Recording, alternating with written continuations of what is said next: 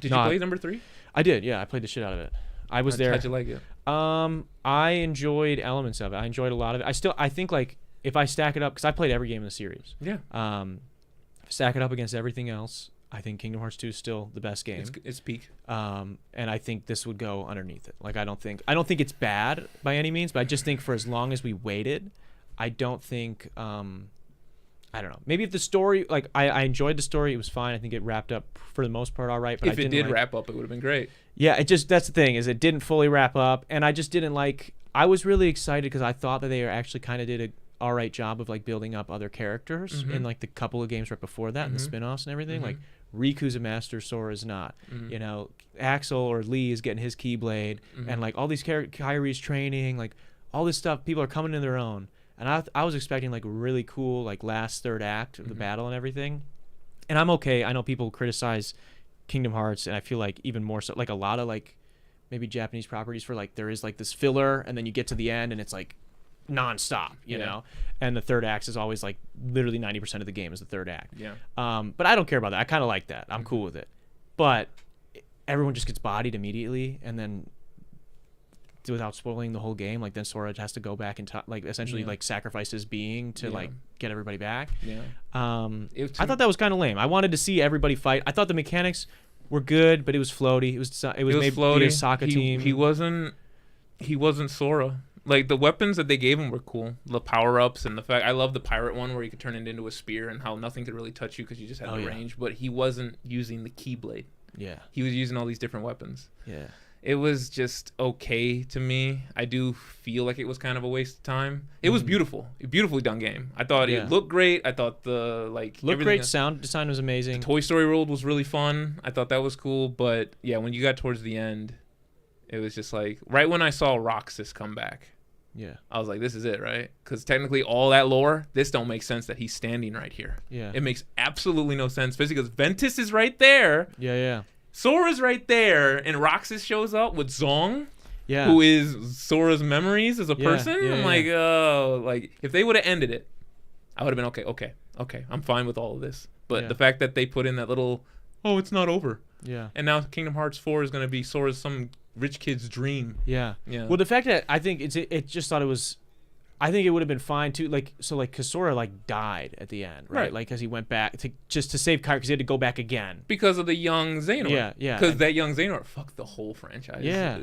Dream Drop Distance, when they introduced time travel, it fucked the whole series. Oh yeah. Because that means that young kid can go anywhere that he wanted to. It doesn't matter if you kill the old guy; he's gonna keep going and making himself again. It's like, this is so stupid. Yeah. So I don't know. There was like a lot of shit that I mean I feel like they Nomura'd their way out of a lot of it. Like they figured out like some loose ways of like you can be like, okay, sure, like the way that they tried to explain everything, but like with Shion, right? They're like, oh well, we can have those memories in her heart because somehow she developed her own heart while she was a being, and then they have the replica program that Vexen and Zexion were working on. And they're like, oh, that's what they saved, an extra body. They kind of hinted at it during the game that we're going to save a body for her, but it's like, I don't know, and I know it's like mostly a kid's game, right? But it's like teen game. But like, just have some consequences, right? Like Axel died in a game, and that was like I liked his character, and I was Axel's sad. Character when he died, it was a great ending, and then when he came back as Lee, they didn't even change anything about him. Yeah. Every other nobody that came back to light, complete outfit change, complete attitude change. He's just I'm still in the black robe. Yeah. It's like you're still Organization 13. He's like no. Yeah. Like why are you wearing that? Like do something. Put on like a shoulder or something. Yeah. I don't know. Like well, then they didn't let it. Like I was excited because I like him, right? So that was like one of the deaths. He's a great character. One of the deaths where I'm like, oh, you want to reverse that? Cool. Yeah. After 358 Days Over 2, that was one, which is a great title for the kids at home. 358 Days Over 2. Yeah. Realizing what he lost after that game was like holy shit. Like playing Kingdom Hearts 2 over after I beat that game, I was like, oh, like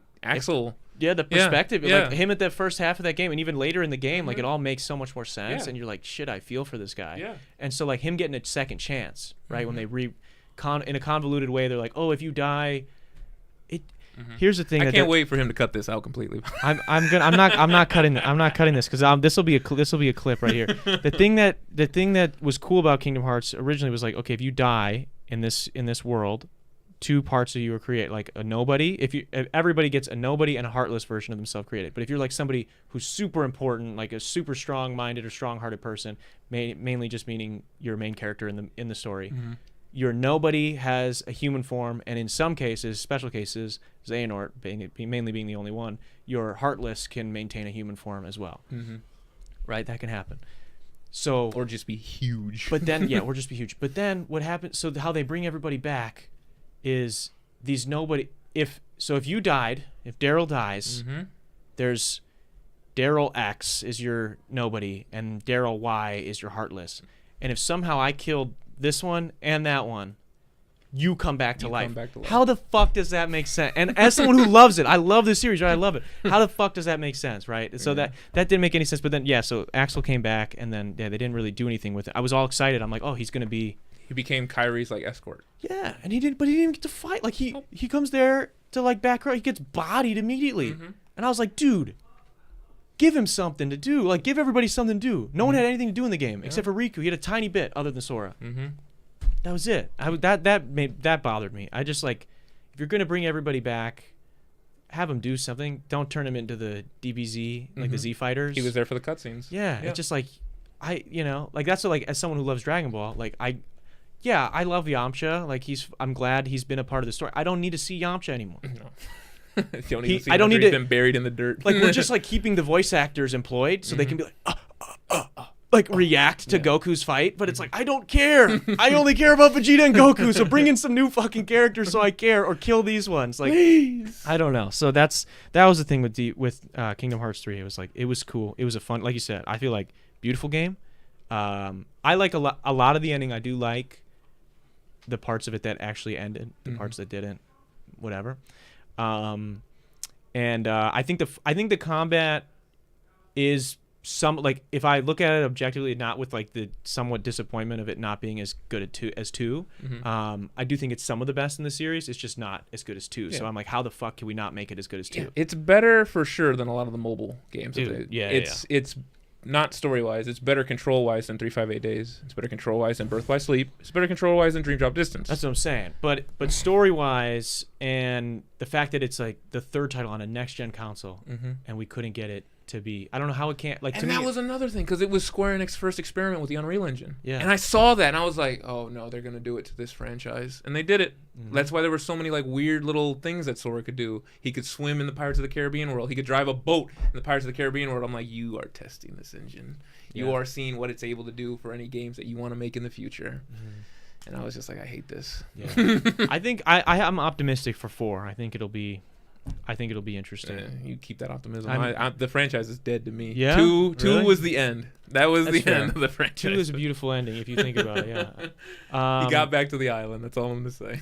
Thanks for watching that last video, guys. Click right over here to see the episode in its entirety, or click over here to subscribe and check out all the other cool shit we have on the channel. What are you gonna do? What are you gonna do? Do it.